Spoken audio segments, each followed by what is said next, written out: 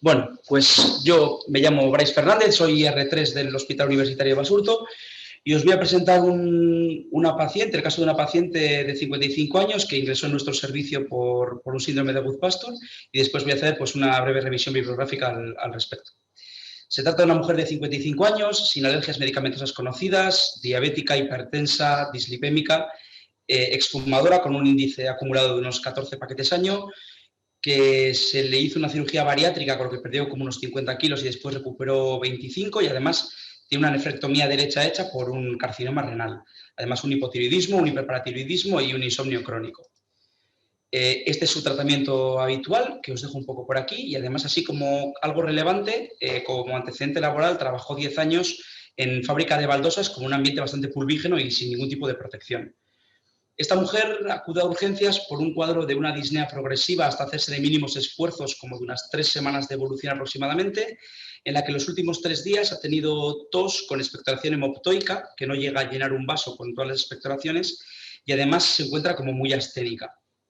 Entonces, en el servicio de urgencias se le ingresa en medicina interna con los siguientes diagnósticos. A destacar, aparte de la insuficiencia respiratoria aguda y de la hemoptisis, pues una enfermedad renal crónica agudizada con una creatina de 2,59 miligramos de decilitro, cuando las previas estaban entre 1,1 y 1,2, y además una anemia ferropénica agudizada, que tenía valores previos de unos 13 gramos de hemoglobina e ingresa con 7,3.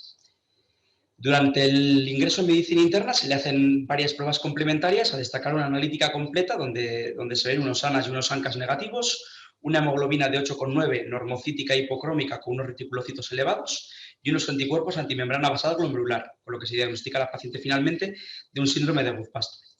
¿Qué es esto del síndrome de Guth-Pastur? Pues es una vasculitis de pequeño vaso en la que se generan autoanticuerpos contra las membranas del glomérulo y del alveolo, lo cual me va a dar una clínica por lo general de hemorragia alveolar y de una glomerulonefritis rápidamente progresiva. Es una entidad rara con incidencia, dependiendo de las series de casos, entre 0,1 y 2 casos por millón, más habitual en varones jóvenes, donde suele cursar con hemorragia alveolar, aunque sí que es cierto que hay un segundo pico en la quinta década de la vida, en la que ya no hay tanta diferencia entre sexos y por lo general destaca la clínica renal.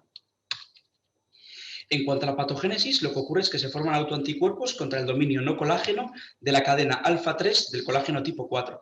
Por lo general suelen ser IgGs, IgG1 y IgG3, aunque en raras ocasiones también se han encontrado IgAs e IgG4s.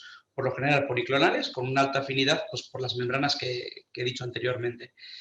Al final lo que acaba ocurriendo es que se genera una cascada inflamatoria, lo cual atrae a los leucocitos y genera lesión tisular.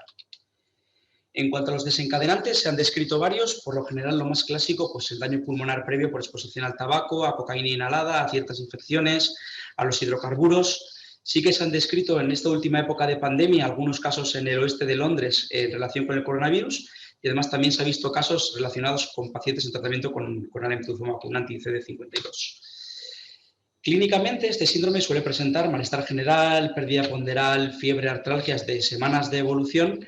Además, en un 90% de los casos aparece con una clínica de glomerulonefritis rápidamente progresiva, con hematuria macroscópica, con hipertensión, y hasta en un 25-60% de los casos puede asociar hemorragia alveolar con disnea, con tos hemoptoica y además astenia y palidez cutánea por la propia anemia ferropénica. En este punto me gustaría parar un momento para recordar que nuestra paciente sí que acude por una clínica de disnea y además de tos hemoptoica y por astenia, que era por la anemia ferropénica. Además, durante el ingreso en medicina interna comenzó con hematuria macroscópica. En cuanto al diagnóstico de sospecha, por resumir un poco, deberíamos sospecharlo en todo paciente con un síndrome nefrítico rápidamente progresivo que pueda asociar o no una hemorragia alveolar.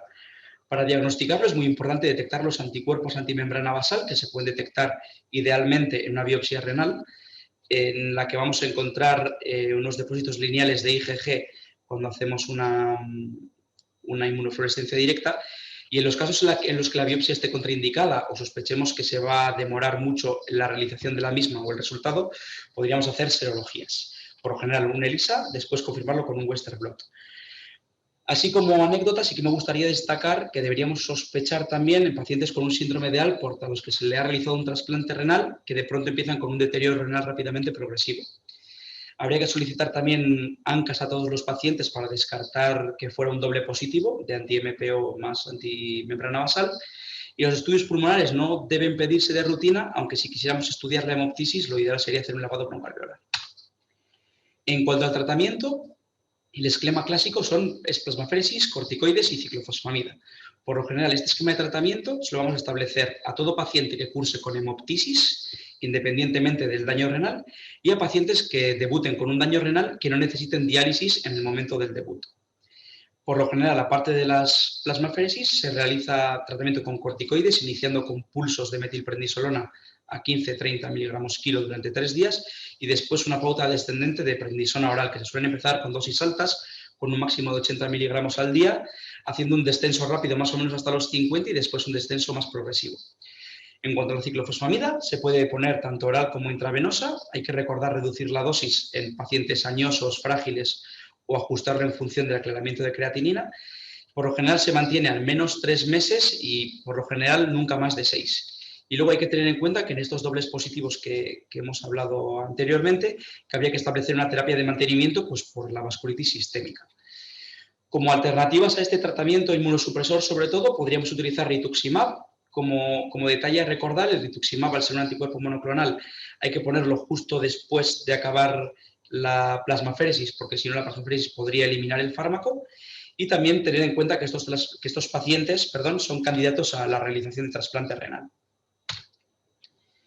Con lo cual, como conclusiones y para no alargarme mucho, el síndrome de Goodpasture es una enfermedad autoinmune grave con una elevadísima mortalidad si no tiene tratamiento, en la que se generan anticuerpos contra la membrana basal tanto del alveolo como del glomérulo, lo cual me va a cursar con una clínica de glomerulonefritis rápidamente progresiva, asociando o no una hemorragia pulmonar.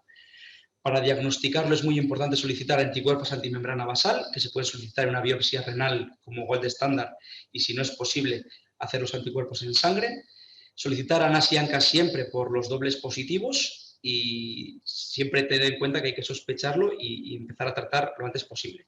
Y que el esquema clásico de tratamiento es realización de plasmaféresis, corticoides y ciclofosfamida.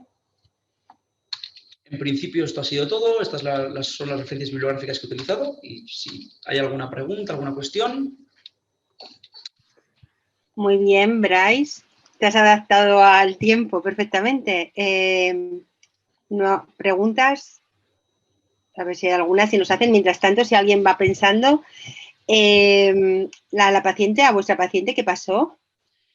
Pues bueno, con nuestra paciente pasaron varias cosas. En principio debutó con la hemoptisis y con una insuficiencia renal que no precisó diálisis.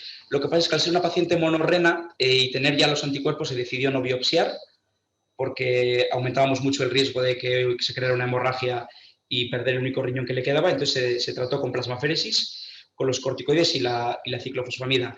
Durante el ingreso sí que mejoró un poquito la función renal, después se la vio en consultas nosotros le dimos de alta el 20 de mayo, una cosa así, se la vio en consultas el 26 con un empeoramiento franco, pasando de creatininas de 1,98 a 3,5, una cosa así, y el último control que se le hizo fue el 1 de junio, donde ya se veía otra vez una mejoría, que ya estaba con una creatina como de 2 puntos, pero ya con la tercera dosis de ciclofosfamida, pero en principio por las características de la paciente, la hipertensión, solo ese riñón y viendo las cifras de creatinina ya se ha hablado con ella que es probable que acabe en diálisis de forma precoz.